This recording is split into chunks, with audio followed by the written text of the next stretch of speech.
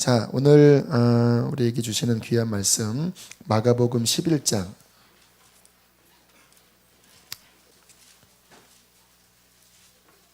마가복음 11장 7절로 11절까지를 우리 합독하시겠습니다. 시작. 나귀 새끼를 예수께로 끌고 와서 자기들의 겉옷을 그 위에 얹어 놓음에 예수께서 타시니 많은 사람들은 자기들의 겉옷을 또 다른 이들은 들에서 벤 나뭇가지를 길에 펴며 앞에서 가고 뒤에서 따르는 자들이 소리 지르되 호산나 찬송하리로다. 주의 이름으로 오시는 이여 찬송하리로다. 오는 우리 조상 다윗의 나라여 가장 높은 곳에서 호산나 하더라. 예수께서 예루살렘에 이르러 성전에 들어가사 모든 것을 둘러보시고 때가 이미 저물매 12 제자를 데리시고 베다니에 나가시니라. 아멘. 하나님이 작년 말부터 저희 교회 안에 예배에 대한 더 깊은 갈망을 제안해 주셨습니다. 기름 부음이 넘치고 또 하나님의 임재가 더 열려 우리가 중보하고 또 하나님 나라를 선포하는 그런 예배에 대한 마음을 주셨는데, 그래서 거기에 관련된 우리 귀한 정의호 목사님을 오늘 이렇게 모시게 됐고요. 지금 한 1주 좀 더 되게 제 마음에 막 예배에 대한 목마름이 막 커졌습니다. 성령께서 주시는 마음이라고 믿는데요. 하나님이 우리 안에 이 마지막 시대에 정말 하늘이 활짝 열린 그런 깊은 예배 임재 가운데로 더 나아가게 하는, 돌파하게 하는 그런 역사를 이루시려는 마음을 느낍니다. 오늘 특별히 정의호 목사님이, 저는 하나님이 적절한 타이밍에 부르셔서 어떤 그 문들을 여는 그런 시간을 우리에게 허락하신다고 그렇게 믿습니다. 그래서 오늘 우리 귀한 목사님 잘 아시죠? 우리 다윗의 장막 예배, 24시간 예배 또 드리시는 그런 귀한 목사님이신데요. 많은 설명이 필요 없고 오늘 목사님을 통해 주시는 그 하나님의 살아있는 증거 오늘 우리에게 허락하실 줄로 믿습니다. 우리 정의호 목사님 나오실 때 우리 힘찬 박수로 맞이하겠습니다.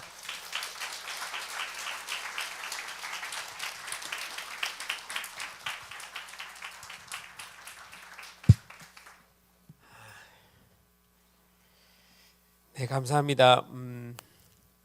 이런 분위기였군요.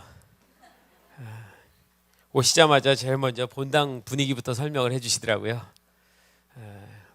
어디다가 눈을 먼저 둬야 될지 잘 모르겠지만 열심히 잘 쳐다보도록 하겠습니다. 우선은 그 예배가 제가 생각했던 것보다 훨씬 뜨거워서 너무 감동스럽고 감격스럽고 좋습니다. 최근에 이렇게 뜨겁게 예배하고 기도하는 교회를 별로 본 적이 없는 것 같아요. 다른 데도 뜨겁다고 생각했는데 여러분들 조금 더 뜨거우신 것 같아요.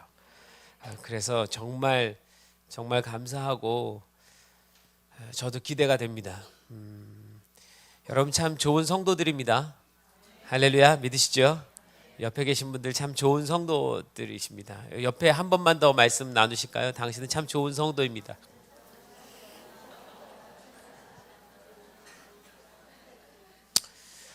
여러분 좋은 성도이면서 좋은 교회에 속해 있고 또 좋은 목사님이 계십니다. 맞죠? 네. 제가 아까 잠깐 차를 마시다가 이 교회 연수가 얼마 안 된 얘기를 듣고도 또 깜짝 놀랐어요.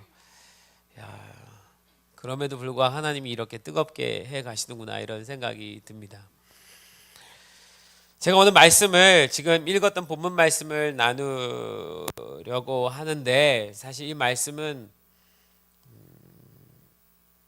아예 예배가 황폐해 있든지 아니면 아예 예배가 뜨겁든지 하는 두 곳에서 하나님이 이 말씀을 전하게 하시더라고요. 너무 황폐하기 때문에 예배를 다시 세워야 될 때 하나님이 말씀을 전하게 하실 때가 있고, 또 어떤 것은 너무 뜨겁기 때문에 하나님께서 더 힘차게 뜨겁게 솟아나라고 하나님이 이 말씀 또 주신다는 생각이 듭니다. 오늘은 두 번째라는 생각이 들어요. 뜨거운데 이 뜨거움이 어디로 가야 될지에 대해서 주님이 우리에게 설명해 주시는 시간이 되기를 소망합니다. 근데 제가 예배드리다가 오늘 설교 말씀이 원래는 7절부터 11절까지를 제가 말씀을 나누려고 했는데 예배드리면서 물론 이 부분을 나눠야 되겠지만 12절부터 뒤에 부분을 더 먼저 나누고 가야 된다는 감동함이 있어서 12절부터 다시 좀 읽겠습니다. 11절까지는 내용 여러분 아시죠? 예수님께서 예루살렘으로 입성하는 장면입니다. 나귀 타고 입성하실 때 사람들이 막 환호성 지르면서 호산나 다윗의 자손이여 찬송하는 장면입니다. 그 찬송을 받으시고 예수님께서 예루살렘 성전 안으로 들어가셨죠. 들어가셨다가 11절에 보면 들어가셨다 그냥 들어가셔서 둘러보시고 나오셨어요. 지금 그냥 나오셨습니다. 나오셔서 베다니로 가셨어요. 그리고 12절이 시작됩니다. 12절부터 다시 한번 제가 스탑할 때까지 함께 좀 읽어볼까요? 같이 시작. 이튿날 그들이 베다니에서 나왔을 때 예수께서 시장하신지라 멀리서 잎사귀 있는 한 무화과 나무를 보시고 혹 그 나무에 무엇이 있을까요? 가셨더니 가서 보신즉 잎사귀 외에 아무것도 없더라. 이는 무화과의 때가 아님이라. 예수께서 나무에게 말씀하여 이르시되 이제부터 영원토록 사람이 내게서 열매를 따먹지 못하리라 하시니 제자들이 이를 듣더라. 그들이 예루살렘에 들어가니라. 예수께서 성전에 들어가사 성전 안에서 매매하는 자들을 내쫓으시며 돈 바꾸는 자들의 상과 비둘기 파는 자들의 의자를 둘러 엎으시며 아무나 물건을 가지고 성전 안으로 지나다님을 허락하지 아니하시고 이에 가르쳐 이르시되 기록된 바 내 집은 만민이 기도하는 집이라 칭함을 받으리라고 하지 아니하였느냐. 너희는 강도의 소굴을 만들었도다 하시매 대제사장들과 서기관들이 듣고 예수를 어떻게 죽일까 하고 꾀하니 이는 무리가 다 그의 교훈을 놀랍게 여김으로 그를 두려워함일러라. 아멘. 아까 읽었던 본문 말씀이랑 지금 읽었던 말씀이랑 한 짝인데요. 이것을 한꺼번에 다 설명하기 길 것 같아서 앞부분을 좀 나누려고 했는데 이 뒷부분을 여기서는 하나님 더 중요시 여긴다는 마음이 있습니다. 제 안에. 왜냐하면 여기 나오는 마가복음 11장 17절에 나오는 내 집은 만민이 기도하는 집이다 라고 하나님께서 당신의 집이 어떤 집이어야지 되어야 되는지에 대해서 이미 설명을 하셨거든요. 이것이 예수님께서 가지고 계신 성전에 대한 개념입니다. 성전에 대한 개념이 뭐죠? 다시 한번 같이 한번 해볼까요? 내 집은 만민이 기도하는 집. 다시 한번요. 만민이 기도하는 집. 이걸 영어 번역으로 할 때는 만민을 위해 기도하는 집이라고 번역하기도 합니다. 만민의 기도하는 집도 되고 만민을 위해 기도하는 집도 됩니다. 예수님이 가지고 계신 성전의 개념이에요. 예수님이 가지고 계신 예배의 개념이에요. 그 개념은 만민이 기도하는 집입니다. 그런데 여러분, 지금 우리가 알고 있는 것처럼 이 예루살렘은 지금 만민이 기도하는 집입니까? 강도의 구렬입니까? 강도의 구렬이에요. 여기는 장사하는 사람들이 모여있는 곳입니다. 다른 말로 말하면요, 우리가 여기 예배하러 들어와 있지만 우리의 마음속에 오직 장사하는 것만 있고 성공만 있고 돈 버는 것만 있고, 만약에 그 돈 벌고 성공하고 그것을 위해서 하나님 앞에 구하고 그것만 위해서 기도하고 있다면 우리도 똑같은 사람이죠. 맞습니까? 여러분, 그 기도가 첫 번째가 아닌 거 아시죠? 우리가 교회 와서 해야 될 첫 번째 기도는 우리가 얼마나 성공하느냐, 우리 자식이 대학 잘 가느냐 안 가느냐, 내 남편이 직장 승진하느냐, 이것이 아니어야지 됩니다. 만약에 우리가 하는 기도의 퍼센테이지가 만약에 51%가 이것이 넘어간다면 그건 강도의 구렬이 되는 것입니다. 교회는 뭐 하는 것이라고요? 또한 만민을 위해 기도하는 집, 열방을 위해서 기도하는 집입니다. 그것이 첫 번째예요. 그럼 여기 와서 기도하고 여기 와서 예배할 때 우리가 첫 번째로 소망하는 건 주님, 열방에 있는 수많은 민족들이 주님 앞에 돌아오게 해주십시오. 그것을 위해서 기도하는 것이 첫 번째야 됩니다. 그런데 그렇지 않으면 이 시대에도 예수님이 이 땅에 오셔서 다시 오셔서 이 땅에는 모든 교회들을 돌아다니신다면, 제가 가끔 그런 생각을 해보거든요. 주일날 예수님이 오셨어요. 오셔서 모든 교회를 다 방문하십니다. 과연 예수님이 들어가서 앉아 있을 만한 교회가 몇 군데나 될까, 이런 생각을 해봐요. 수지선한 목자교회는 예수님이 오셔서 기쁘시게 앉아 있을 것 같으십니까? 아니면 예수님이 실망하실 것 같으십니까? 빨리 대답하세요. 기뻐하시라 믿습니다. 기뻐하셔야만 됩니다. 여러분, 예수님이 기뻐할 수 없다면 우리가 여기 많이 앉아있다 한들 아무 의미가 없습니다. 예수님이 기뻐하셔야지 내가 기뻐해도 소용없지 않습니까? 그죠? 목사님이 기뻐하셔도 소용없지 않습니까? 예수님이 기뻐하셔야 되잖아요. 여러분, 예루살렘 성전은 그 자체가 예수님이셨어요. 예수님을 설명하는 그림자였습니다. 성전 자체가 예수님이었어요. 여러분, 장막에 있는 모든 식기들과 그 모든 번제단과 물두멍과 이 모든 것이 예수님을 상징하잖아요. 예수님이 어린 양이신 예수님이 이 땅에 오셔서 우리를 십자가로 구원하실 것에 대한 모든 설명을 성막에서 성전에서 다 해줬잖아요. 그 성전이 곧 예수님 아닙니까? 그럼 예수님이 왔으면 그 성전은 예수님을 맞아들이고 환영하고 기뻐해야지 되죠. 그러나 여러분, 우리가 오늘 본문에 읽은 것처럼 예수님이 왔어요. 그리고 성전이 만민이 기도하는 집이다 라고 예수님이 진리를 말씀하셨어요. 그 다음에 대제사장들과 서기관들의 반응은 뭐였습니까? 어떻게 죽일까 꾀하고자 하니. 지금의 우리가 있는 교회들 안에서도 이러한 일들이 일어나지 않았으면 좋겠지만, 진짜 와서 진리를 이야기할 때 그 진리를 믿음으로 받고 그 진리 안에 살아가겠다고 헌신하는 성도들이 과연 얼마나 될까, 이런 생각을 해봅니다. 여러분, 지금 예수님 만약에 이곳에 오셔서 우리에게 설교를 한다고 한번 생각해 봅시다. 그 설교를 들을 때 예수님이 그 말씀이신 그분이 직접 설교를 할 때 우리가 굉장히 감동스러울까요? 굉장히 기분 좋을까요? 아니면 마음 찔릴까요? 엄청 찔릴 거예요. 찔린 정도의 수준이 아닙니다. 왜요? 예수님은 각 사람의 마음을 다 꿰뚫어 보시는 분이시니까요.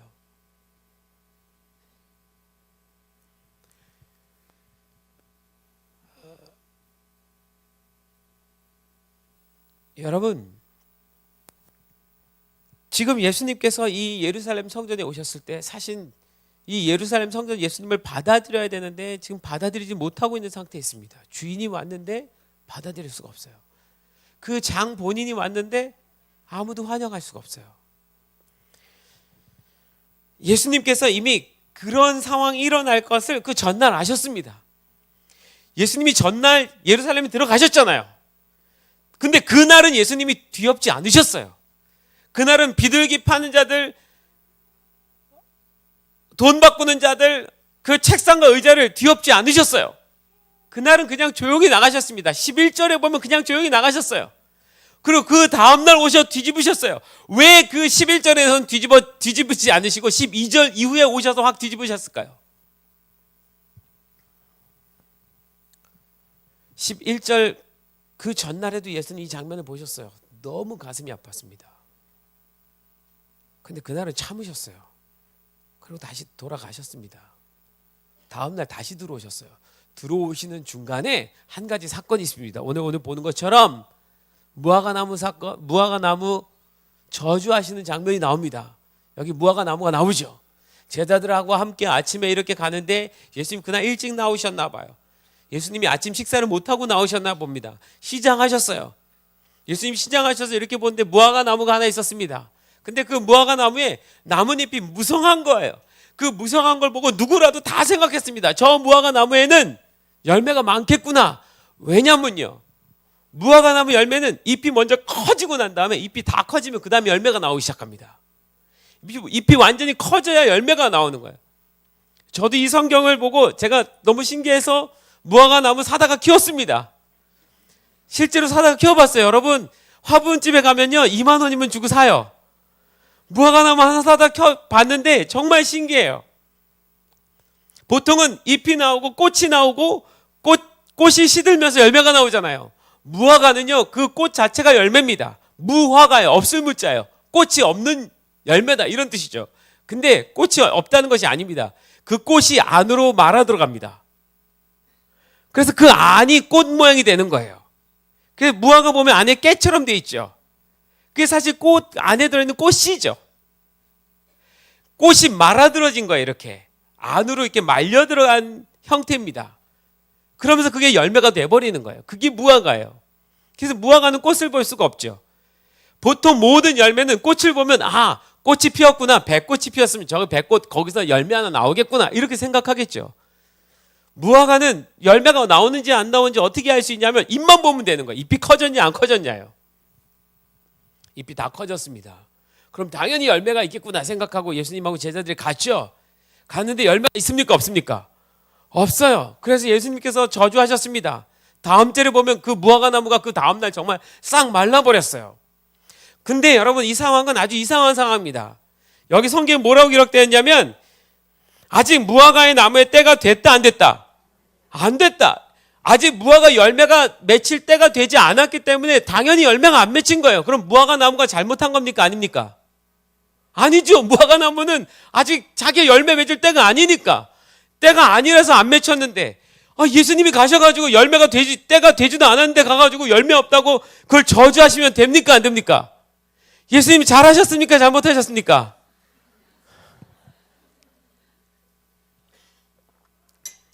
지금 이 상황이 꼭 이런 것 같아요. 3월 달에 가가지고 사과나무한테 가서 저 사과나무가 열매가 안 났네? 그리고 사과나무를 저주하는 겁니다. 말이 됩니까 안 됩니까? 안 되죠. 근데 예수님 왜 저주하셨을까요? 여러분 우선 이렇게 생각하십시오. 이 무화과 나무하고 지금 예수님은 누구를 똑같이 생각하고 있는 거예요? 아니 여기 오늘 말씀해요. 예루살렘 성전의 안에 있는 제사장들이요. 이 무화과 나무를 지금 제사장으로 보고 있는 거예요. 이렇게 말해서 뭐하지만 어저께 제사장들이 하는 짓을 봤습니다. 돈 거래하고 뭐하고 제사장 머릿속에 돈밖에 없어요. 예수님이 없습니다. 하나님의 아들이 없어요. 그 주님을 기다리는 마음이 없습니다. 그걸 보고 오셨어요. 화가 나셨어요. 무화과 나무인데 그 무화과 나무가 이 제사장 똑같은 거예요. 그 화풀이를 여기다 그냥 지금 예수님이 하셨죠. 그런데 왜 때가 되지 않았는데도 불구하고 거기다가 예수님께서 뭐라고 말씀하셨느냐. 그럼 무화과나무 열매는 이스라엘에서 6월달하고 8월달하고 12월달하고 3번 열립니다. 몇 번 열린다고요? 3번이요. 6월, 8월, 12월 3번 열려요. 거기 날씨 기후가 좋아서 그렇게 3번 열매가 열려요. 제가 저희 집에서 키워보니까 한국에서도 2번은 열립니다. 잎이 이만해졌다가 열매가 나오고 그 열매를 따니까 다시 조그만 잎이 다시 나오기 시작해요. 가을에요. 그래서 그 잎이 다 커지니까 또 열매가 나와요. 그래서 1년에 2번 나오더라고요. 이스라엘에서 3번이 나옵니다. 그런데 6월달, 8월달, 12월달에 나온다고 그랬죠. 지금 예수님이 여기 가셨을 때가 몇 월달일까요? 생각해 보십시오. 예수님이 예루살렘 가셨습니다. 그리고 이 예루살렘에서 예수님이 이 사건 이후로 일주일 안에 예수님께서 돌아가시고 십자가에 죽으시고 부활하십니다. 그럼 지금 몇 월달일까요? 몇 월이요? 부활주일 생각하면 돼요. 몇 월이요? 4월입니다. 그럼 4월이면 당연히 잎이 나와요 안 나와요?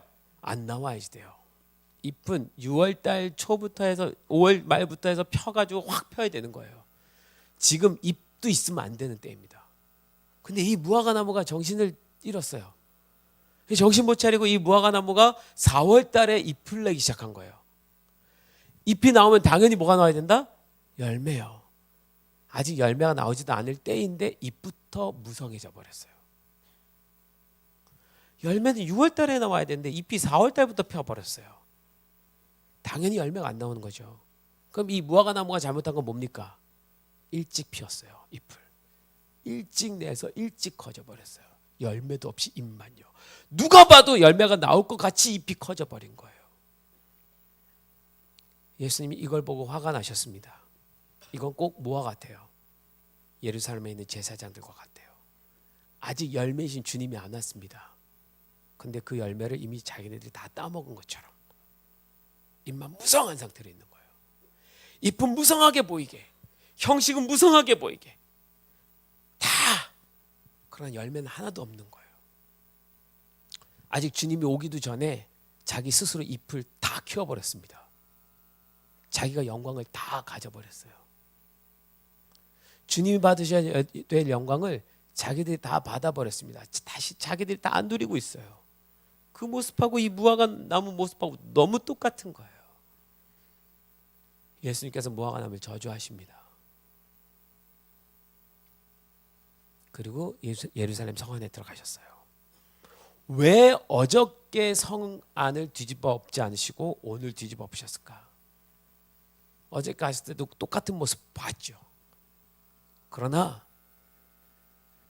너무 화가 났지만 하나님의 감동함이 없었습니다. 너무 속상한 마음으로 나왔을 뿐이죠. 그러나 그 다음날 이 무화과의 모습을 보면서 하나님 마음을 느꼈습니다. 하나님도 이렇게 생각하시는구나. 그래서 하나님이 주시는 사인이라고 받아들였을 거라고 생각해요. 저는요. 이건 정말 아니다. 그리고 예수님 들어가셔서 성전을 뒤집어 엎으셨습니다. 그리고 하셨어요. 내 집은 만민이 기도하는 집이다. 내 집은 만민을 위해 기도하는 집이다. 여기는 만민을 위해 기도하는 사람도 없고 만민이 기도하는 것도 아니고 여기는 그냥 장사치의 그런 소굴이 되어버렸구나.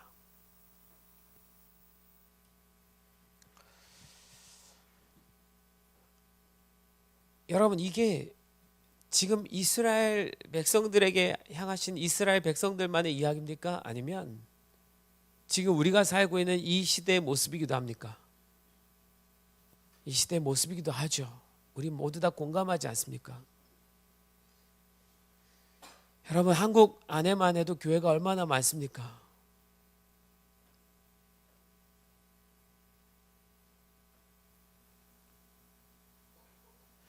근데 그 교회 안에는 모든 그리스도인들이 정말 주님을 이렇게 사모하면서 살아가고 있습니까?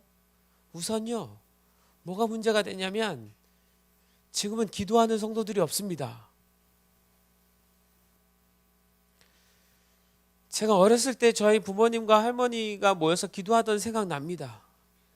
매일 기도 시간, 매일 밤만 되면 교회 기도실에 가셔서 철야하면서 기도하셨던 장면이 생각이 납니다.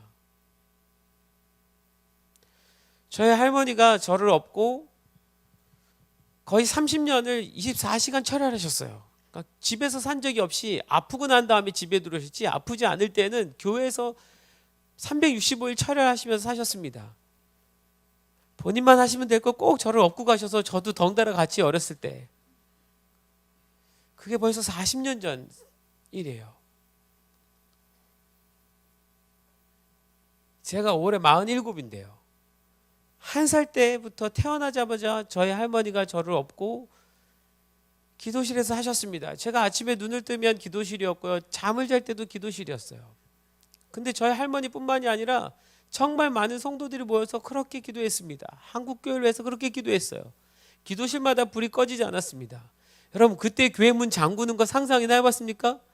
예전에 교회 문 잠그는 거 상상도 못 해봤어요. 교회는 항상 열려 있었습니다. 항상 불이 켜져 있었고요. 항상 기도하는 목소리가 있었어요. 지금은요? 지금은 언제 기도하죠? 11월 달 돼야 되지 않습니까? 그죠? 시험 보는 날 돼야지 교회에 불이 켜지고 기도실에 소리가 들리고 주님 다시 오시라고, 아니 이런 거 아니에요. 주님 당신의 뜻이 이런 거 아니에요. 내 자식 잘 되라고요. 근데 그 열정으로 주님을 위해서, 열방을 위해서, 하나님 나라를 위해서 그렇게 기도하는 그 기도는 없는 거죠.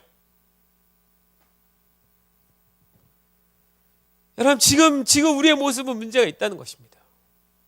주님이 오셔도 똑같이 말씀하실지 몰라요.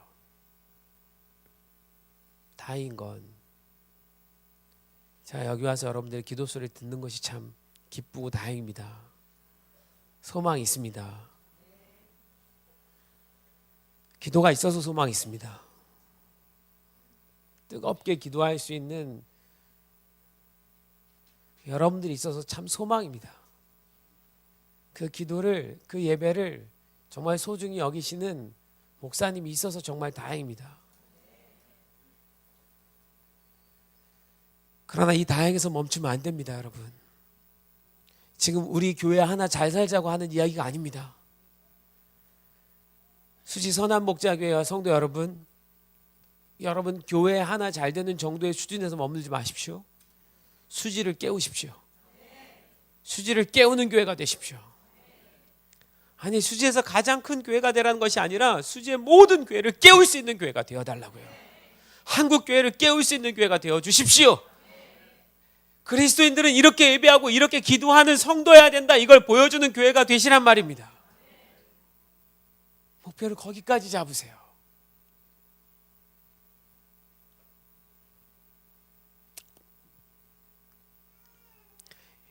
여러분, 교회는요, 성전은요, 기도하는 집입니다. 그죠? 주님 말씀하셨죠. 기도하는 집이라고. 여기서 말하는 기도라는 단어는 좀 복잡한 단어이긴 한데요, 우리가 지금 말하는 이런 기도라는 단어뿐만이 아닙니다. 이 기도라는 단어가 히브리어로 말하면 테필라라는 단어입니다. 테필라라는 단어는 기도와 찬양이 공존해서 아름답게 이렇게 함께 하모니를 이루면서 올라가는 그런 걸 얘기하는 겁니다. 기도를 찬양처럼 하고 찬양을 기도처럼 하는 거예요. 이 테필라라는 단어 안에 찬양이란 말과 기도란 말이 같이 들어있어요. 그러니까 우리가 방금 드린 찬양도 기도고요, 우리가 통성으로 기도한 그 기도도 찬양인 거예요. 그래서 이 테필라라는 단어는 항상 찬양과 기도가 함께 어우러지는 것을 의미합니다. 더 깊이 심도 있게 이걸 설명하려면 좀 길어지고요. 그래서 항상 이 성전 안에는 찬양과 기도가 끊임없이 있어야 돼요. 그 찬양은 누구를 위한 찬양이죠? 주님을 위한 찬양이에요. 주님을 위한 찬양입니다. 사실은요, 제가 어느 날 예배를 드리다가 우리가 좀 잘못 앉아있다 이런 생각이 들었어요. 예배를 받으시는 분이 누구시죠?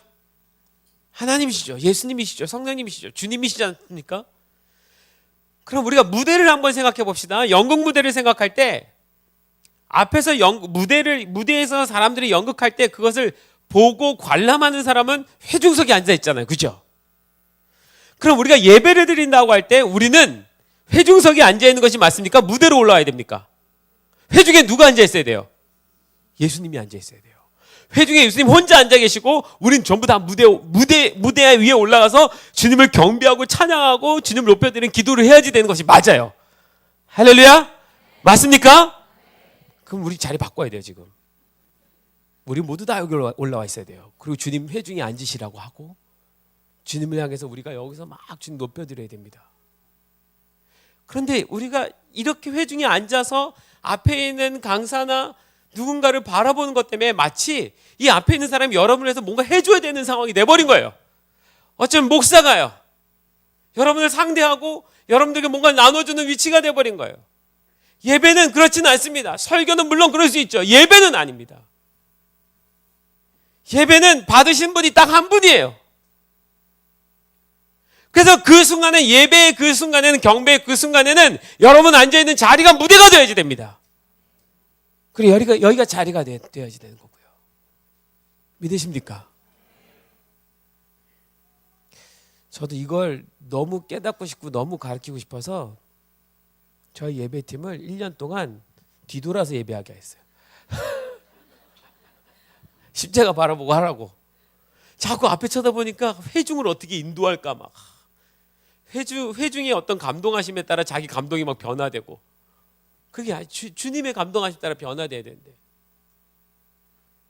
한 1년은 그냥 여기 앉혔어요. 여기 앉혀서 예배하라고. 예배 인도자도 거기 앉아 예배 인도하고, 회중에 똑같이 앉아서. 무대는 아무도 없어요.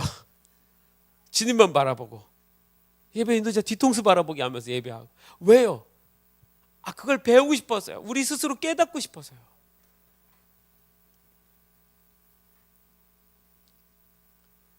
예배를 받으신 분이 한 분이니까. 제가 이 말씀을 드리는 건 그렇게 하라는 것이 아니라, 여러분 교회의 주님이 여기는 할 수 있다라는 마음 때문에 주시는 감동이라 생각합니다. 예배를 이해할 수 있는 성도들이 있기 때문에.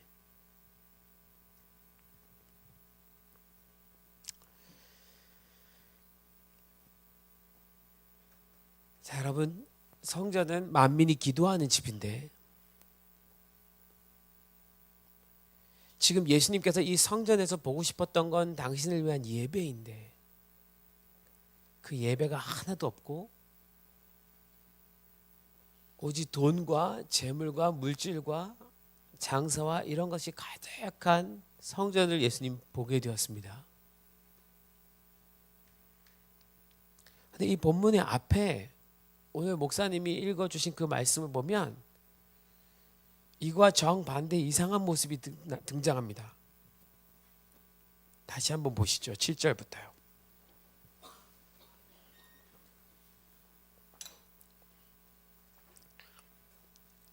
나귀 새끼를 예수님께로 끌고 와서 겉옷을 그 위에 얹어놓고 예수님이 타고 들어가시잖아요. 여러분, 예수님이 이 나귀를 타고 예루살렘으로 들어가십니다. 예수님께서 예루살렘으로 들어가셨던 적이 한두 번이 아니에요.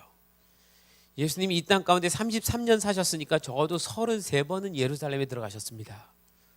예수님 공생의 3년 동안에 몇 번 예루살렘을 가셨는지 모르겠지만 많이 가셨어요. 근데 오늘 들어가는 이 장면이 마지막입니다. 예수님이 이때 마지막으로 들어가시고 일주일 후에 고난을 당하시고 십자가에 못 박혀 돌아가십니다. 예수님께서 이 예루살렘에 들어가는 여정이 마지막인 걸 아셨을까요? 모르셨을까요? 아셨습니다. 이 본문 전에 예수님이 제자들한테 설명을 합니다. 이제 내가 예루살렘으로 죽으러 간다라고 말씀하셨어요. 예수님이 이미 죽으러 결정하고 그리고 예루살렘으로 들어가시는 거예요. 그럼 예수님 마음 안에는 이 나귀를 타고 들어가시는 것 자체가 사실 죽음으로 들어가는 시간입니다. 이 모든 백성들의 짐을 대신 지고 어린 양이 되어서 죽기를 결정하고 들어가는 길이에요. 예수님도 인간이셨습니다. 예수님도 이 잔을 내게서 거두어 주십시오라고 3번이나 기도할 만큼 이 일이 쉬운 일은 아니었단 말입니다. 비장한 마음으로 예수님 지금 들어가시는 거예요. 이 들어가시는 장면 속에 예수님 나귀를 타고 가실 때 군중들이 모여서 예수님에게 환호성을 지르면 예배를 드리고 경배를 드리기 시작합니다. 참 놀라운 건요, 여러분, 성경 말씀 우리가 다 뒤져봤을 때 예수님이 이 땅에 오셔서 사람들에게 찬양 받으시고 경배 받으시고 예배 받으셨던 다른 본문이 있으면 말씀해 보십시오. 있습니까? 없습니까? 없습니다. 이게 유일한 본문입니다. 예수님이 이 땅에 오셔서 처음으로 당신이 바로 우리의 구세주 하나님의 아들 다윗의 자손 호산나 왕이십니다. 주의 이름으로 오시는 이여 라는 소리를 처음 들었던 장면이 바로 여기입니다. 요한복음 1장 1절에 보면 우리가 아는 것처럼 말씀이 태초에 말씀이 계시니라 그 말씀이 이 땅에 오셨는데 사람들이 그 말씀을 인정하지 않더라. 받아들이지 않더라. 자기 백성들이 그 말씀을 받아들이지 않더라. 예수님은 환영받은 적이 없습니다. 예수님이 오병이어 기적을 일으켰을 때 사람들이 많이 따라다녔던 건 저들이 또 뭔가 먹고자 함이더라. 사람들은 예수님이 뭘 얻으려고 찾아왔지 그를 메시아로 하나님의 아들로 인정하는 환영하는 마음으로 예수님께 다가온 적이 없어요. 근데 오늘 본문 말씀은 처음이자 마지막으로 예수님 앞에 경배하는 장면이 나옵니다. 백성들이요. 많은 사람들이 자기 겉옷을 벗어서 예수님 발 앞에 깔아놓습니다. 나귀 타고 밟고 지나가게 해요. 많은 사람들이 종려나무 가지를 가지고 와서 흔듭니다. 그리고 많은 사람들이 환호성을 지릅니다. 여러분, 지금 이 본문이 그런 말씀이에요. 예수님이 처음으로 경배를 받으시는 장면입니다. 예전에 제가 이 본문 말씀 보면서 이런 생각을 했어요. 이 사람들의 이 찬양은 전부 가짜다.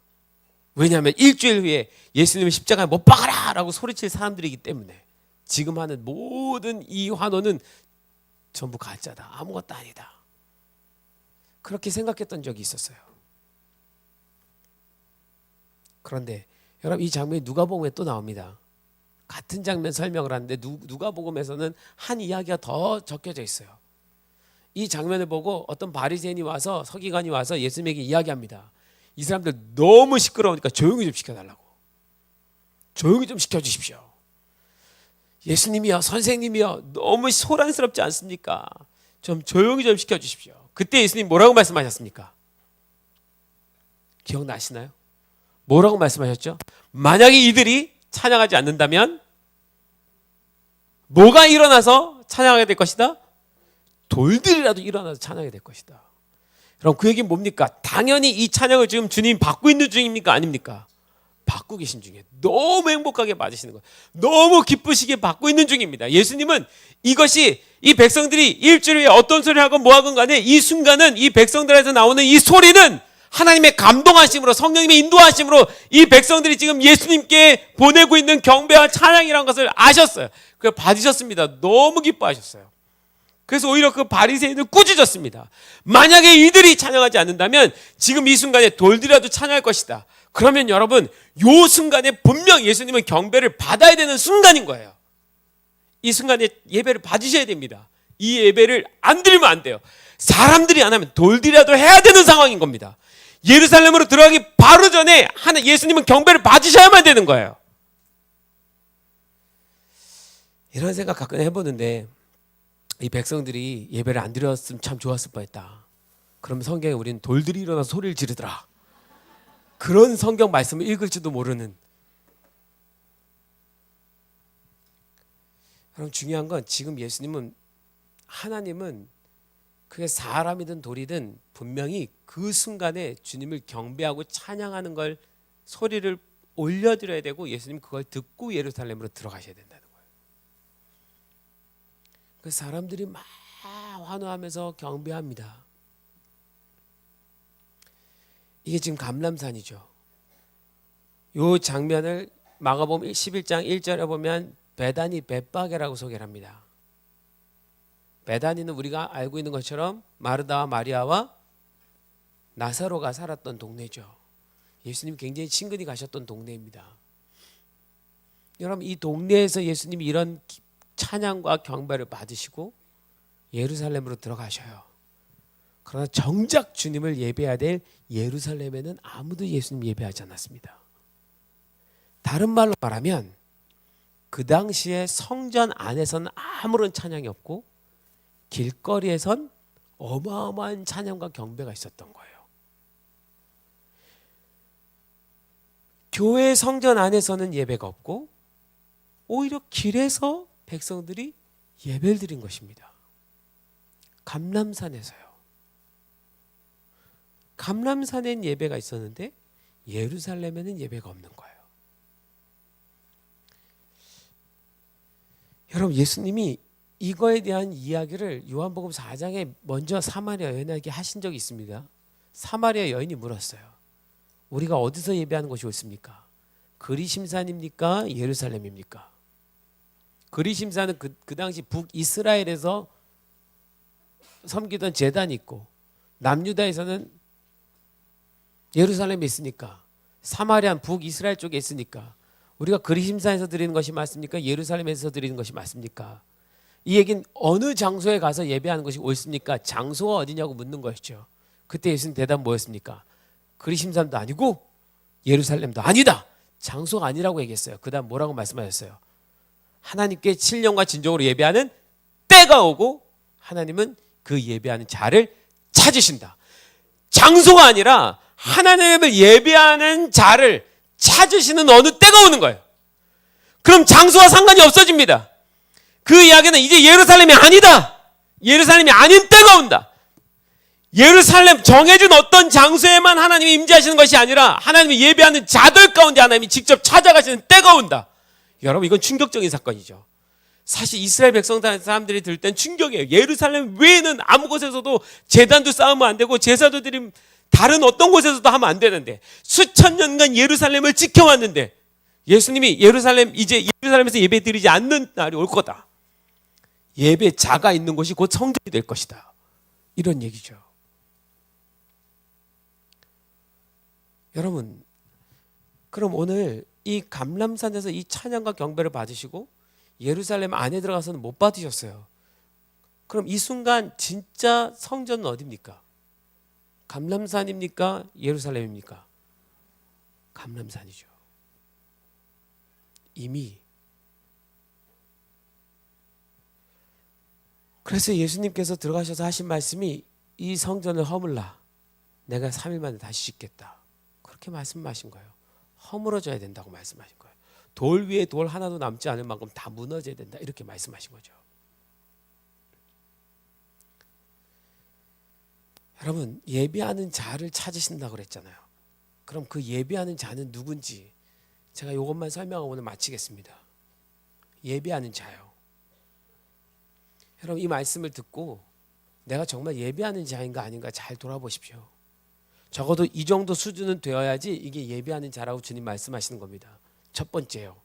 사람들이 예수님 지나갈 때 뭘 깔았죠? 겉옷을 깔았어요. 겉옷을 깔았습니다. 여러분 이스라엘 백성들이 입고 있던 겉옷은 뭡니까? 우리처럼 이렇게 팔 달린 옷이 아니죠. 그냥 통으로 된 큰 타올 같은 거죠. 그거 이렇게 둘러서 이렇게 그죠? 여러분 영화 봤지 않습니까? 예수님 이렇게 둘러서 이렇게 입고 다니시는 그 겉옷이요. 예수님 겉옷도 통으로 짠 거기 때문에 굉장히 비싼 겁니다. 그래서 이 군병들이 이거를 제비로 뽑아서 찢으려고 하다가 제비 뽑아서 한 사람이 가져가야 될 만큼 너무 귀한 거예요. 여러분 이스라엘 백성들에 있어서 겉옷은 어떤 의미가 있는지 아십니까? 이 겉옷은 그냥 옷이 아니에요. 겉에 입는 그냥 옷이 아닙니다. 이 겉옷은 자기의 가문을 상징하는 옷이에요. 자기의 신분을 상징하는 옷입니다. 이 겉옷은 대대로 선조부터 입고 있는 옷이에요. 이 겉옷을 벗는다는 건 어떤 의미가 있냐면 마치 우리가 지금 완전히 홀딱 벗은 것처럼 벌거벗김을 당하는 일입니다. 수치스러운 일이에요. 이스라엘 백성들은 이 겉옷을 벗는 일이 없어요. 언제 벗느냐? 노동할 때만 살짝 벗습니다. 잠잘 때만 살짝 벗고요. 평소에는 항상 입고 다녀요. 이 겉옷을 절대 벗어서 누군가에게 내놓는 것이 아닙니다. 그래서 성경에 보면 구약 성경에 겉옷을 저당 잡히지 말 것이며 이 겉옷은 자신들의 자존감이고요. 정체성이고요. 신분을 나타내는 거예요. 이것을 바닥에 내팽겨치고 누가 밟았다? 그거는 나 자신을 모욕한 거고 내 가문을 모욕한 거고 이스라엘 백성을 모욕한 것이 됩니다. 그래서 절대 겉옷은 아무한테도 줘도 안 되고 저당 잡혀도 안 되고 밑에다 깔아도 안 되는 거예요. 평생을 입고 다닙니다. 그거 하나를요. 아버지에서 자녀에게로 흘러가서 그걸 입고 다닙니다. 할아버지에서 손자까지 흘러갑니다. 이거는 자기가 갖고 있는 것 중에 가장 큰 재산이에요. 자기 자신이고요. 이걸 누군가를 위해서 바닥에다 깔고 밟고 지나간 게 한다? 그건 정말 메시아가 아닐 경우에는 그렇게 하면 안 됩니다. 그런데 오늘 이 사람들이 이걸 깔았어요. 예수님을 누구라고 인정한 겁니까? 정말 메시아라고 인정한 거예요. 그냥 정도가 아닙니다. 여러분 이 겉옷이 얼마나 비싼 줄 알아요? 이 겉옷을 후파라고 하는데 이 후파는요 지금도 이스라엘 가면 유대 그 전통 유대인들은 이 후파를 이렇게 걸치고 다니거든요. 랍비들은.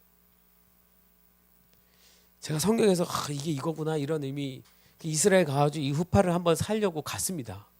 유대인 그 전통 대리점에 가가지고 이 후파 하나 사려고 들어간 거예요. 천조가리 하나 사려고 들어간 거예요. 수건 큰 거 하나 사려고 들어간 거예요. 따지고 보면요. 뭐 얼마나 하겠나. 난 나름 기념이 되려고 사려고 들어갔죠. 들어가는데 이렇게 벽에서부터 쫙 걸려가지고 쫙 있고 여기 매대 이만큼 쌓여 있고 막 이런 거예요. 그래서 제가 이렇게 있다가 제일 예뻐 보이는 게 저쪽 벽에 걸려 있길래 저거 얼마냐고 물어봤어요. 그랬더니 거기는 유대인이 저한테 정말 당신 살 거냐고 그러는 거예요. 그래서 내가 살 거라고. 그랬더니 날 하찮게 봐. 네가 살 돈이나 있냐 그러는 거예요. 너무 기분이 나쁜 거예요. 그래서 저 얼마인데? 그랬더니 3천만 원이래요. 그 천조가리 하나가 3천만 원이라는 거예요. 이게 순간 기가 죽었지만 표정으로 내가 나타낼 수는 없어서 자존심 상해가지고 그러냐 뭐 별거 아니구나 이렇게 생각하면서 야 이 가슴으로 어떻게 나가냐 이제 여기를 그러면서 이제 뭐 이렇게 있다가 이제 싸구려 이제 생각하면서 보면서 이쪽 벽에 있는 거 걸린 거 보고 저건 진짜 싸겠다 싶은 거예요. 저거 정도는 그래도 마음속에서 그래서 마음 크게 먹기는 내가 주님 내가 크게 한 200불 한 20만 원까지 쓰겠습니다. 제일 벽에 싸구려 하나 있는 것 같은 거 저거 얼마냐? 그게 300만 원이래요. 그럼 바닥에 이렇게 막 수백 장 막 깔려 있는 거 막 이렇게 있어가지고 이거 얼마냐? 이게 100만 원이래요. 결국 저 구석에 비닐에 이렇게 덮여가지고 이렇게 몇 장 이렇게 처박혀 있는 애들이 있더라고요. 누가 봐도 이 여기 모든 퀄리티 중에 제일 떨어지는 메이드 인 차이나는 아닐까 싶은 생각이 드네. 그거 얼마냐 묻고 그거 15만 원 주고 사왔습니다. 차마 그냥 나오지 못해서. 그게 얼마나 그들에게 큰 가치가 있는 것인지 그거 자체가 곧 재산이었어요. 나중에 제가 얘기 듣기로 이스라엘에 있는 그 랍비들은 그들이 입고 있는 이런 옷은 한 1억짜리 그런 걸 입고 있대요. 랍비들은요. 그게 가문이며 자기의 신분의 상징이기 때문에. 여러분 그걸 바다에 깔아요? 1억짜리 1억의 가치가 아닙니다. 그건 자기 자신이 엎드리는 거예요. 나를 밟고 가라는 뜻입니다. 내 비전, 내 인생, 내 가문, 내 생각 모든 것을 다 당신께 바칩니다. 나는 아무것도 아닙니다. 당신 앞에서 나는 벌거벗어져도 됩니다. 나는 아무것도 가진 것이 없습니다. 다 주님의 것입니다. 그럴 때만 벗어놓는 것이 겉옷이에요. 그걸 백성들이 다 깔아놓습니다. 예수님이 기쁠까요? 안 기쁠까요? 기뻐요. 예수님 유대인이십니다. 그게 어떤 의미인지 알아요. 이 사람들이 단순한 감정으로 이 일을 하고 있는 것이 아니란 걸 압니다.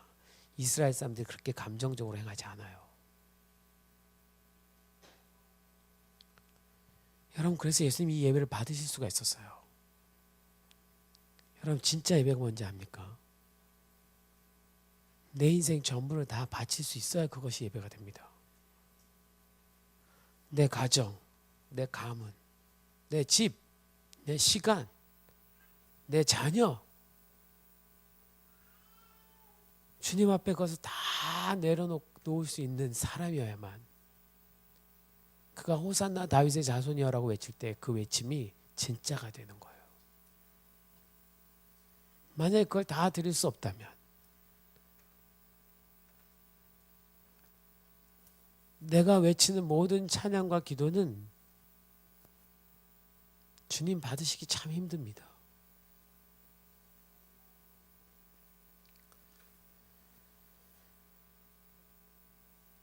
갑자기 숙연해졌어요. 어떻게 하실 거예요?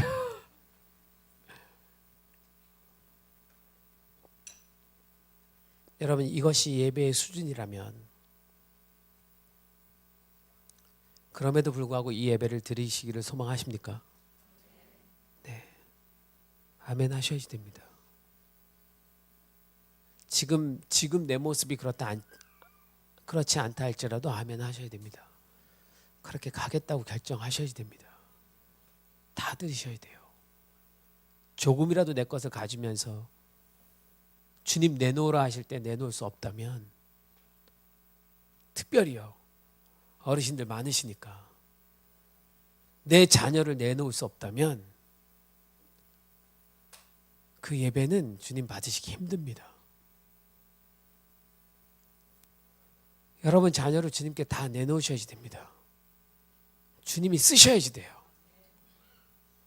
혹여나 선교지를 보낸다고 해도 보내실 수 있어야지 됩니다. 어느 날 제가 깨달았어요. 저도 목사니까 저희 성도들이 있는데 예배도 뜨겁게 드리고 기도도 열심히 하고 다 따라오는데 어느 날 보니까 그 아이 하나에 막 목숨 걸고 있는 모습이 보이는 거예요. 그 아이 하나가 다칠까 봐 막 염려하는 모습 보이는 거예요. 그 모습은 좋죠. 아름다운 거죠. 그러나 결국 그것이 나중에 가다 보면은 그 아이를 위한 인생이 돼버리고 그 아이를 위한 기도가 전부가 돼버리고 주님을 위해서 그 아이를 바치는 것이 아니라 그 아이를 위해서 주님을 바치는 인생이 되는 거죠. 그럼 누가 진짜 주님이 되시는 겁니까? 우리 아이가 주님이 되는 거죠. 그래서 안 되겠다 싶어서 저희 교회는 다 모았습니다. 저희가 작은 교회, 아주 작은 교회인데 10살 미만만 60명 있습니다.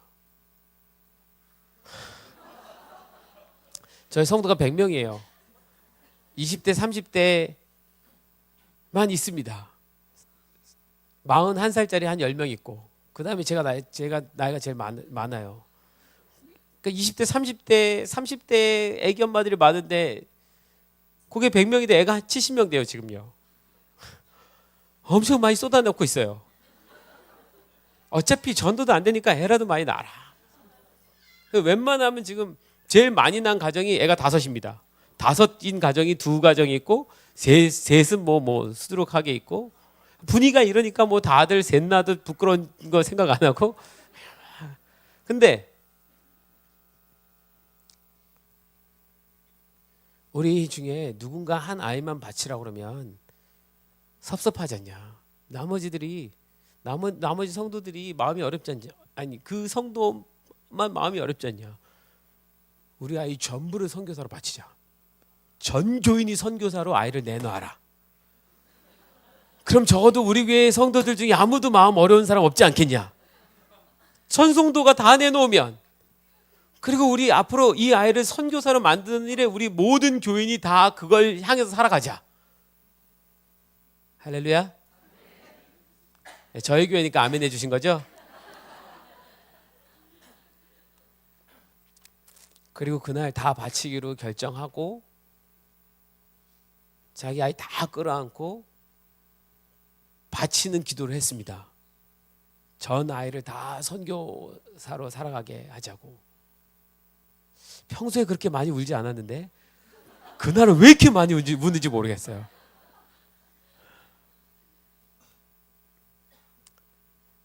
우리 아이를 바치지 않고서 우리가 드린 예배가 다 헛되다는 것을 깨달았습니다. 선교사로 다 드리라는 얘기가 아니에요.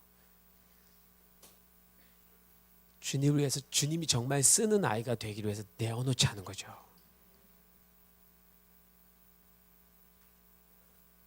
수지 선한 목자교회 여러분, 여기 있는 모든 자녀들은 주님께 다 내어놓읍시다. 그래야 그 예배가 진짜예요. 우리 가문을 내놓는 거죠. 우리 가정을 내놓는 거죠. 그 겉옷을 내어놔야지 돼요, 여러분.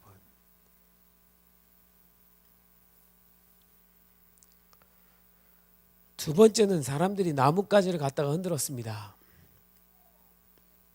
이 나뭇가지는 우리가 아는 것처럼 종려나무 가지라고 하죠. 근데 이 종려나무 가지는, 여러분, 이 나무가 얼마나 큰지요. 이스라엘 가서 보면 작은 게 한 3m고 좀 길면 5m고 더 길면 한 7m 돼요. 나무 가지 하나가. 그거 흔들려면 얼마나 힘들까요, 그죠? 7m짜리 나무까지 흔든다고 생각하면 이거 얼마나 힘들까요? 그거 드는 것도 무거워요. 장막절에 보면 이스라엘 사람들이 그런 종려나무 가지 갖다가 장막을 치고 그 위에다 이렇게 막 덮어놓는 이렇게 장면들이 있어요. 그러면 그 가지 하나를 이렇게 한 사람이 질질질질 끌고 가는 거예요. 긴 걸. 그런데 여러분, 예루살렘에는요 종려나무가 살 수가 없습니다. 기후상 해발 700m 고지에 있기 때문에 추워서 못 살아요, 종려나무가. 그럼 이 사람들은 어디 가서 꺾어다 이걸 지금 흔든 걸까요? 예루살렘에도 없는데. 이 종려나무 어디서 자라냐면, 여러분 성경에 보면 여리고를 종려나무 성읍이라 이렇게 표현합니다. 여리고에 있어요. 예루살렘은 해발 700m 위에 있고요. 여리고는 해저 700m, 400m 밑에 있어요. 둘이 벌써 1100m가 차이가 납니다. 근데 여리고는 얼마 있느냐? 예루살렘에서 유대 광야를 지나고 나야만 한 3일 길을 걸어가야 나오는 도시가 여리고입니다.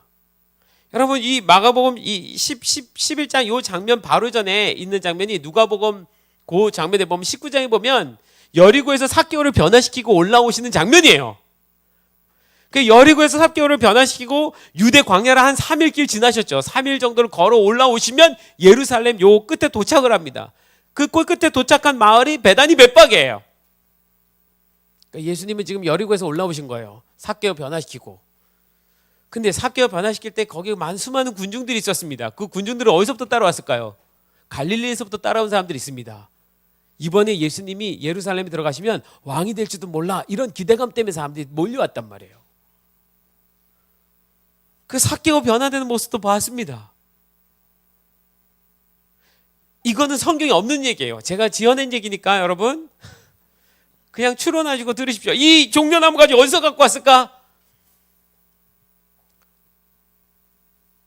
제가 지어낸 얘기는 아닙니다. 제가 착각했네요. 제가 이스라엘 갔을 때 이스라엘 어떤 신학자가 얘기했어요.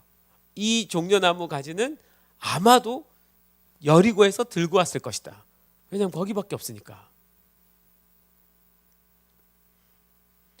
여리고에서 그거 한번 흔들려고요, 여러분.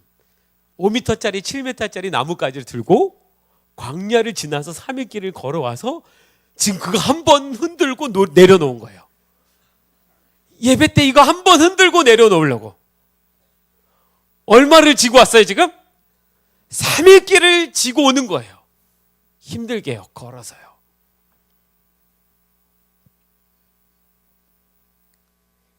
여러분, 이런 열정이 예배입니다. 가끔 집 멀다고 교회 안 오시는 분들 계셔요. 집 멀다고 예배 못 오시겠다는 분 계셔요. 차 없어서 예배 못 드리겠다는 분 계셔요. 안 됩니다. 설사 왔다가 차가 끊어져서 3시간을 걸어갈지언정 오는 거죠.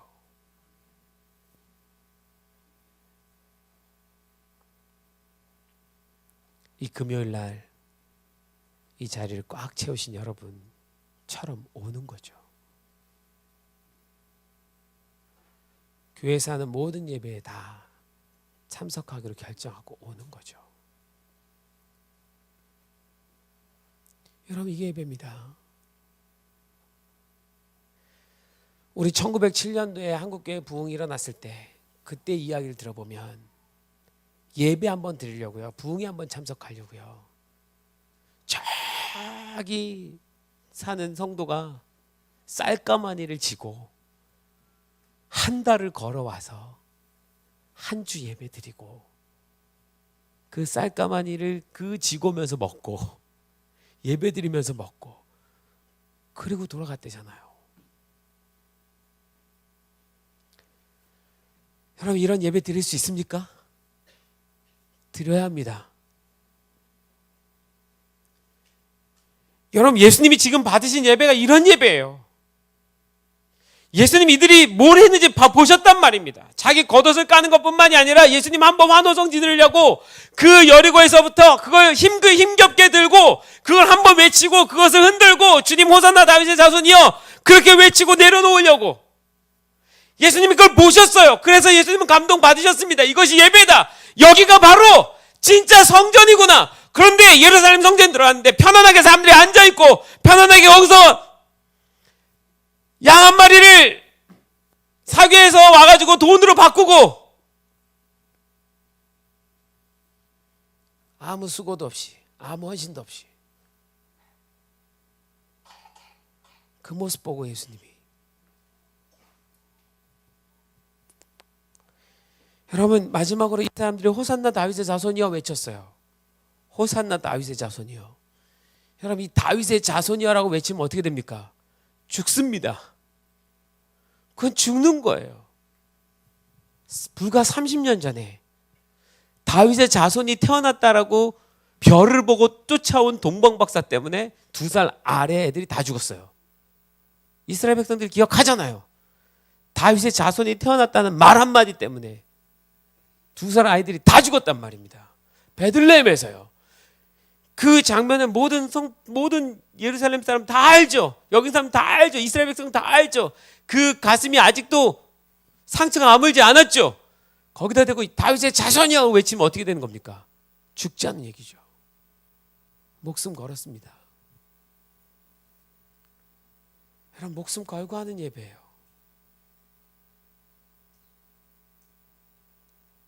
언제 끌려갈지 모르는 겁니다. 여러분, 역사가들의 이 기록을 보면 예수님이 이 당시에 실제로 예루살렘에 한 2만 명인가 로마 병사들이 진을 치고 둘러섰다고 합니다. 폭동이 일어날까 봐. 언제 끌려갈지 모르는 거예요. 다윗의 자손이요. 그러나 외쳐야 되는 거죠. 여러분 외칠 수 있습니까? 그게 예배입니다. 내 겉옷을 내어드리고 그 나뭇가지를 꺾어서 오고 목숨을 걸고 다윗의 자손이여 외치고 이 예배를 받으시고 예루살렘에 들어간 거예요. 예수님은 그 예배를 보고 갔습니다. 예수님은 그 때를 보고 갔습니다. 신령과 진정으로 예배하는 때가 온다. 그 때를 보시고 들어가셨어요. 이제 성전은 무너져도 됩니다. 진짜 예배가 회복됐기 때문에. 아멘. 이 예배를 회복하는 교회가 되십시오. 이 예배를 회복하는 성도들이 되십시오. 여러분 꼭 되어 주십시오. 여러분 하셔야지 됩니다. 할 수 있습니다. 누군가 회복해 줘야지 됩니다. 누군가 이 예배를 보여줘야지 됩니다. 이 감람산에서의 예배를 누군가 보여줘야지 됩니다. 그것을 주님이 기대하고 계신 것입니다.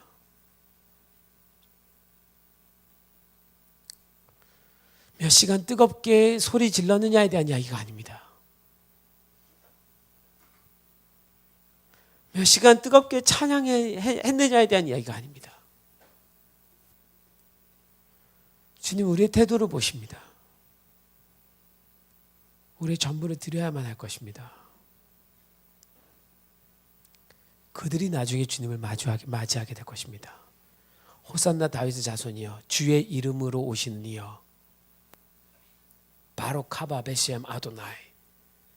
예수님이 그렇게 말씀하셨어요. 주의 이름으로 오시는 이여. 이 찬양을 마지막 가사로 받았습니다. 주의 이름으로 오시는 이여. 그리고 예수님이 그렇게 말씀하셨어요. 예수님께서 승천하시기 전에 내가 또다시 주의 이름으로 오시는 이여라고 그 고백을 듣기 전까지는 이 땅에 다시 오지 않을 것이다. 이와 같은 찬양, 이와 같은 예배를 다시 받으시는 때가 되면 내가 그때 다시 올 거다. 이렇게 말씀하셨어요. 여러분 이러한 찬양이 필요할 때입니다. 이러한 예배가 필요할 때입니다. 이러한 기도의 집이 필요할 때예요. 그런 성도들이 나타나면, 그런 주의 백성들이 나타나면, 그런 주의 백성들이 이스라엘에 또한 나타나면 그때 주님이 그 경배 가운데 다시 오십니다. 우리가 주님 다시 오심을 기다리는 자들 맞죠? 예배가 회복되면 주님 오십니다. 할렐루야. 예배 가운데 초림하신 주님은 예배 가운데 재림하실 것입니다. 예배가 회복되면 주님 오십니다. 그 예배를 드린 자들이 주님과 눈이 마주치게 될 것입니다. 여러분 이 땅에 있는 거 모든 거 다 얻어봤자 우리 주님 오시는 그날 우리가 마주할 수 없다면, 그분의 눈을 볼 수 없다면 아무 의미가 없습니다. 그죠?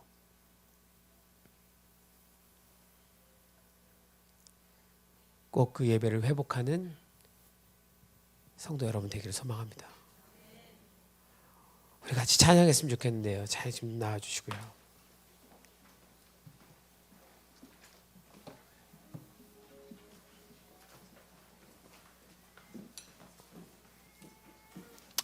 우리 어린 양 찬양을 찬양할까요?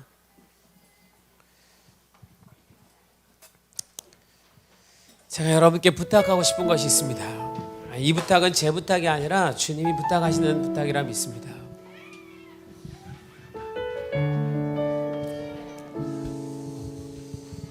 예수님께 겉옷을 내어놨던 사람들 중에 어린아이도 있고 청소년도 있고 청년도 있고 어른도 있고 나이 많으신 분도 있을 것입니다. 주님이 가장 감동을 받으셨던 사람이 누굴까요?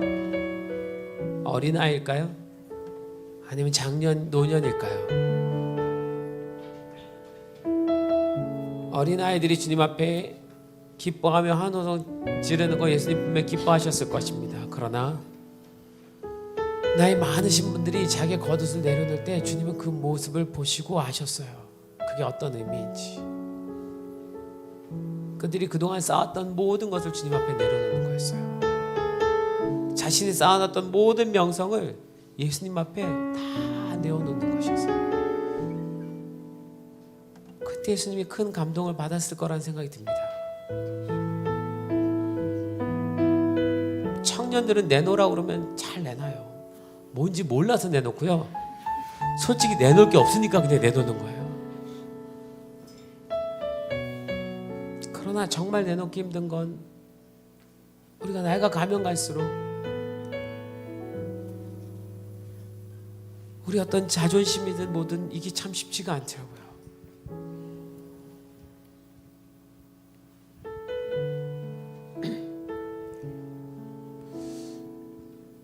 주님 우리의 겉옷을 내놓기를 원하시죠.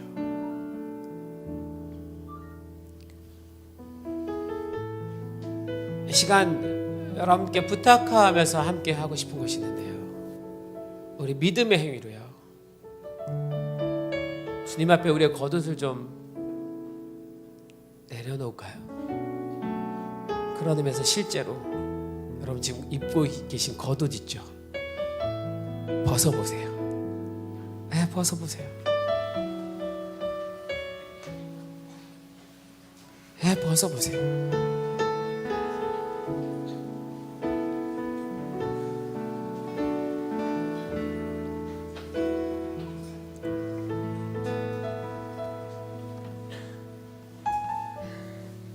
청년들은 겉옷 갖고 앞으로 나와서 바닥에다 깔아라.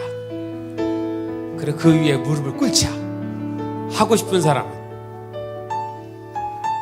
시작. 얼른 누구라도 용기 있는 자 먼저 나와서 그것이 너희들의 인생을 주님 앞에 드리는 거야. 너희들이 가지고 있는 인생의 비전까지도 주님께 드리겠다는 마음으로 바닥에다 너희들의 겉옷을 깔고 그 위에 여러분의 무릎을 꿇으세요.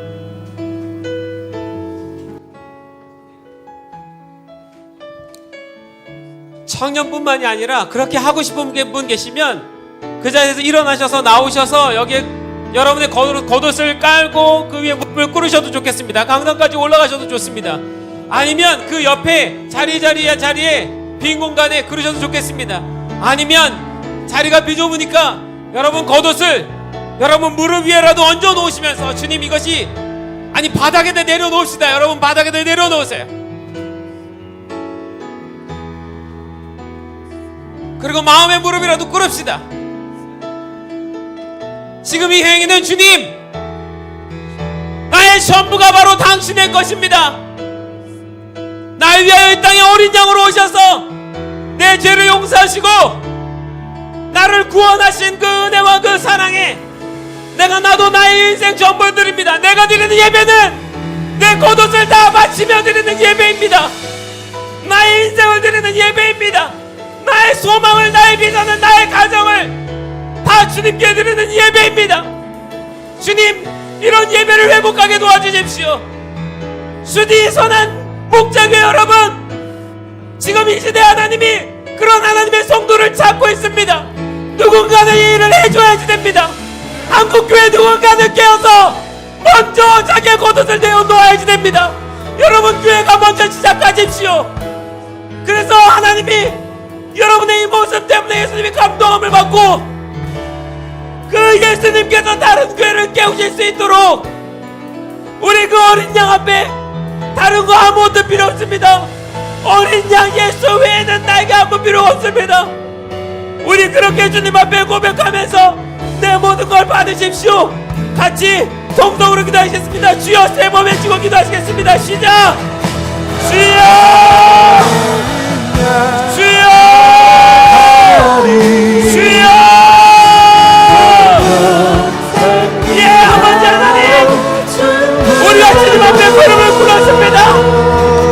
우리의 겉옷을 내어놓았습니다. 주님 우리는 아무것도 아닙니다. 우리는 당신으로부터 이 땅에 온 사람들입니다. 우리를 위해 십자가에 돌아가신 어린 양 예수를 생각할 때 우리가 이것보다도 더한 것으로 주님 앞에 나아가기를 소망합니다. 우리의 인생을 다 드린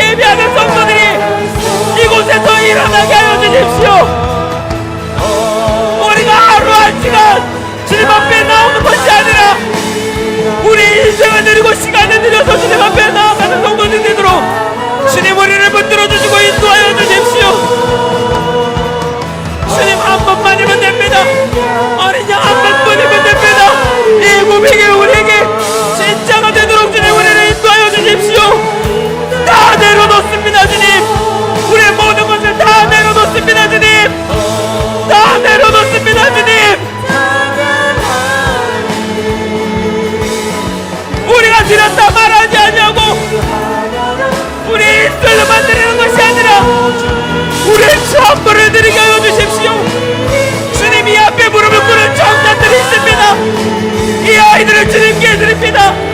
이 아이들이 어린 이 시절부터 주님 앞에 온전하게 자신을 드리며 믿음으로 살아갈 수 있도록 도와주십시오. 예수님, 우리를 깨워주십시오.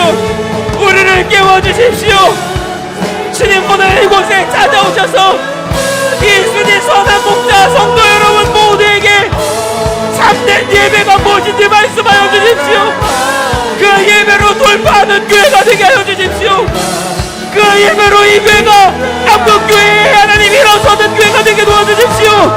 열방을 깨우는 교회가 되게 도와주십시오. 그때는 신령과 진정으로 예배하는 자들을 찾으신다고 하셨습니다. 주님, 여기 있게 하여 주십시오. 여기서 찾으십시오.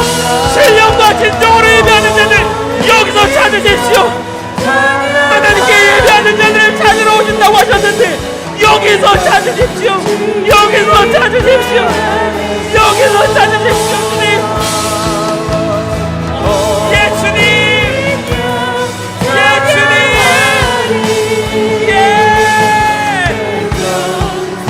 예 주님.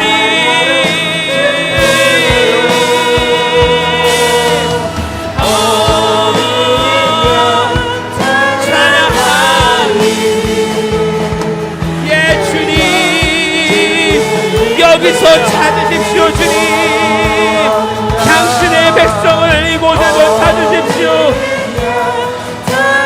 우리가 가진 시간과 우리가 가진 인생과 우리가 가진 꿈과 비전과 우리의 모든 물질 가지고 주님 앞에 다 내어놓습니다. 예수님, 당신만이 구원자이시고 당신이 전부이시기에 언제라도 주님이 내려놓으라 하시면 우리는 내려놓을 수 있습니다. 주님, 인도하여 주십시오. 우리에게 열정을 회복시켜 주십시오. 예배의 열정을 잃어가고 있는 이 한국교회를 하나님 이 교회를 통해서 깨우쳐 주십시오. 주님, 1970년대 80년대 모든 교회에서 기도하며 예배하며 불을 붙였던 그 부흥이 다시 일어나게 도와주십시오. 이 교회 가운데 다시 일어나게 도와주십시오.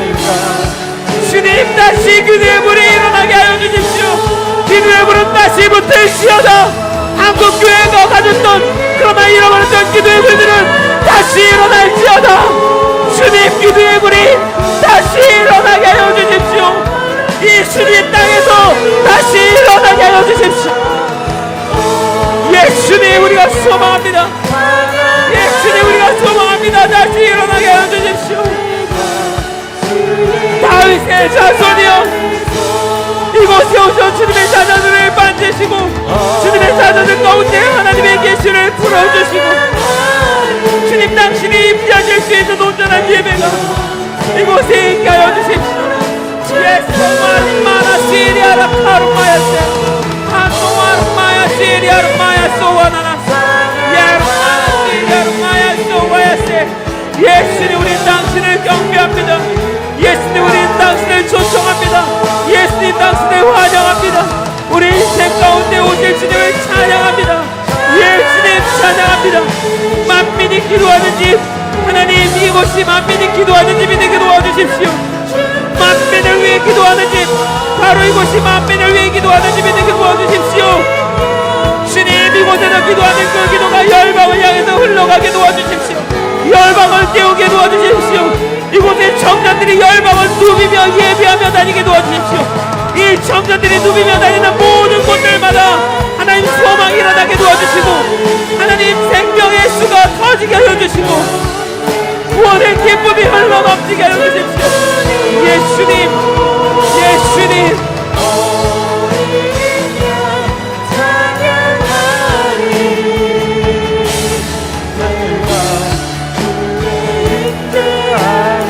우리 계속해서 한 가지만 더 기도합시다. 우리 수지 선한 목자교회가 주님 원하시는 만민의 기도하는 집이 되도록 만민을 위해 기도하는 집이 되게 주님 도와주십시오. 주님이 자신은 기도의 집이 되도록 이 성전을 주님의 집을 기도하는 집으로 세울 수 있도록 하나님 우리를 깨우시고 도와주십시오. 한 번만 더 같이 기도하시겠습니다. 기도합시다. 예수님, 이 교회를 깨우셔서 하나님 사용하여 주십시오. 주님 원하시던 만민이 기도하는 집, 하나님 그 마음을 가진 자들이 여기 있습니다. 그 생명을 가진 자들이 여기 있습니다. 하나님 그 소망을 가진 자들이 여기 있습니다. 주님 무릎을 꿇었습니다. 예배하는 마음, 기도하는 마음, 하나님 그 마음을 가지고 주님 앞에 나아간 자들이 여기 있습니다. 주님 이들을 깨워주십시오. 이들의 무릎을 기억하여 주십시오. 이 기도하는 무릎에서부터 하나님의 임재가 이곳에 있게 하여 주십시오. 주님이 임재하시는 거룩한 기도의 집이 여기서 시작되게 도와주십시오. 하나님의 기도의 물결이 하나님의 열방을 향해서 올라가게 도와주십시오. 그래서 정말 만민을 위해 기도하는 집이 하나님 오셔서 일어나게 도와주실 것을 소망합니다. 예 주님 오셔서 가르쳐 주십시오. 예 주님 오셔서 설명하여